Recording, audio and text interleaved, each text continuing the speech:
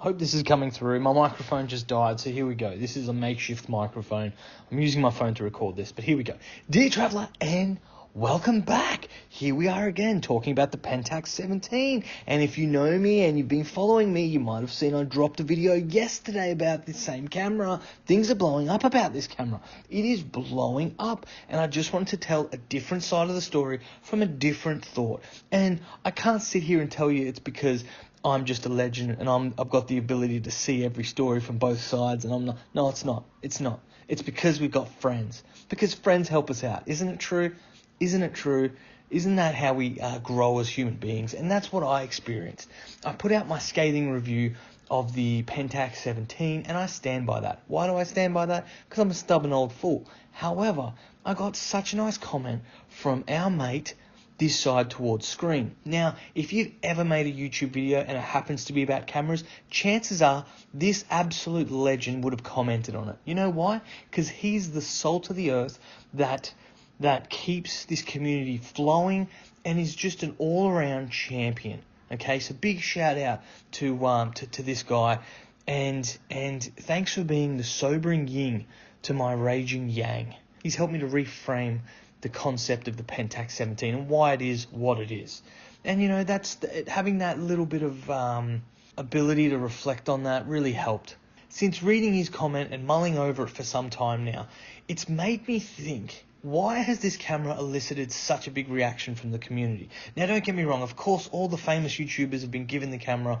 They're kind of sponsored, or they're at least there to publicize the camera. Let's take them away from it. But it's us grassroots people. It's us people that have no affiliation, no reason to be happy or sad about this camera. But here we are getting all worked up about it. The big question is, why are we getting worked up about it? Why is this camera such a big deal breaker? This camera either gets people excited or it just is a big, fat, no thank you very much. Why did you create the dumbest camera in the history? And I think if I boil it down, what that comes down to is the fact that if you've shot film or you're in this film community, you're an extremely passionate person. I can already tell if you're someone who shoots film, you've already invested a lot of money and time, whether it's in purchasing cameras, researching cameras, repairing old cameras, buying film, scanning film, developing film, researching film. We've all sunk an unreasonable amount of time into this, let's be honest, and money and everything, right? And I think what comes along with that is the feeling of ownership in the community, to feeling like, no, I'm a part of this. I'm a voice within this community because I'm someone who shoots film, and to shoot film is no small task, especially in 2024. So I think deep down, the reason why this camera elicits such a big reaction is because we were all wanting an amazing camera. Deep down, we all wanted something new to fawn over and something to be excited about and something to just sort of, whet that appetite for the future of film photography. And this camera fell short of that for some of us. I'd say most of the community is probably not too impressed with this camera.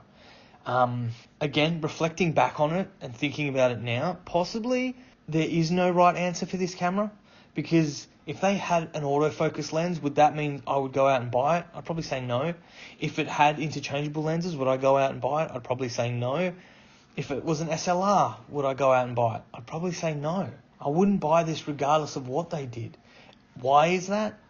It's because our expectations are so high at this point in time, because the cameras of the 60s, the 50s, the 70s, the 80s, 90s, those camera sets are they're flawless. They're absolutely flawless, right? And we've got some bangers, and they're all at a very cheap price. So why would I use my hard-earned cash to buy some new equipment when there's already a better equivalent for far less? Why would I do it? It doesn't make any sense. So I'm thinking that there was no right answer. Pentax just had to make something, and that's what they did. They made something. And if this camera is a camera that gets people excited, if it gets people into shooting film, if this is the gateway into it, then I have to be happy with that, and I have to support that and say, you know what? If this camera makes you excited, if you're gonna if you've already ordered it, then you know what, man, who am I to stand in the way of that? If it makes you happy and it gets you into this universe, then do it, man. Like, just do what you got to do. and there's no judgment there. It's just a funny place to be, and we're just super creatives, emotional, and we're very invested in this community. We've seen it grow from grassroots. We've seen it, and I can only say that I've been in it for the past 4 or 5 years, and think of the people who have been in it for 10, 20, 30 years, who have watched it grow and been with it. This stuff's very close to our heart. So that's why we get a little bit a bit much sometimes, and that's okay. Hey, that's okay, right? We're humans. We're working this stuff out. We're figuring life out. So maybe it's worth to give Pentax a pat on the back and say, look, thank goodness we've got a camera. Thank goodness we've got a camera. And onwards and upwards, let's see what the future holds. Do I think that cameras will ever get back to as good as they used to be back in the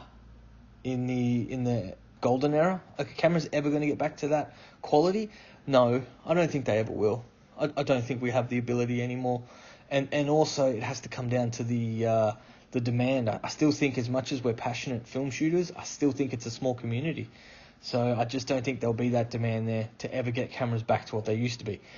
And for that reason, I've got to really tip my hat to Leica, that they still make this ridiculously expensive camera that's all manual, and mostly manual, and just harks back to the original.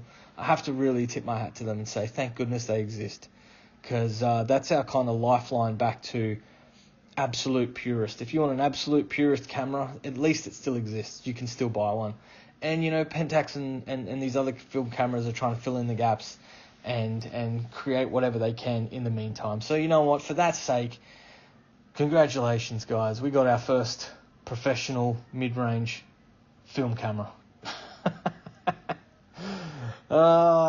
This crazy planet that we're living on. Who can know it? Who can know it fully? Guys, thanks so much for listening back again. And thanks so much to this side towards the screen. It's people like you that just keep this community fun, fresh, fantastic, and onwards and upwards. Let's see what 2024 and 2025 brings for the film community. I'm excited. I'm not going anywhere. I'm still going to be here. And like always, hit me in the comments, and I'll catch you on that there next one. See you later, guys.